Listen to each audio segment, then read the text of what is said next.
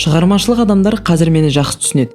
Ескі жұмыстарыңызға қарап отырып, мен мұны қалай жасадым деп таңғалған кезіңіз болды ма? Жаман мағынада емес, оның керісінше керемет болғанына таңғаласың. Кейде архивті ақтарып отырып, баяғы түсірген видеоларыңды көресің. Ол кезде қателік көп, техникалық нашар болуы мүмкін.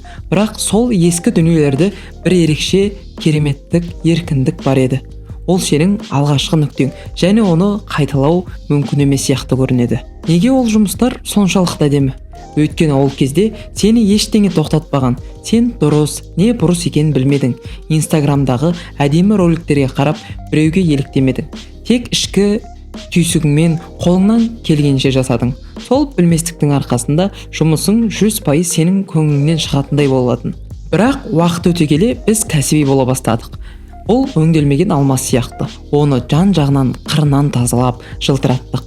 Нәтижесінде ол мөлдір болды, түсінікті болды. Бірақ басқа миллиондаған тастарға ұқсап кетті. Ережелер мен трендтердің соңынан қуамыз деп өзімізді жоғалтып алғандаймыз. Қазір қарап отырсам, сол кездегідей еш нәрсеге қарамастан еркін түсіре алмайтын сияқтымын. Бұл менің аздап көңіл күйімді түсіреді. Бірақ мен сол жоғалған отты қайта тапқым келеді. Немесе өзімді мүлде жаңа қырдан танығым келеді. Сендерге де айтарым, өздеріңді жоғалтпаңдар. Кәсіби болу жақсы, бірақ іштегі сол бір өңделмеген алмас күйіңді сақтап қалу одан да маңызды. Өзіңді 100% көрсететін дүниені жасаудан қорықпа. Сіздермен бірге болған Ақсүйек. Каналға тіркеліп, лайк басуды ұмытпаңыздар.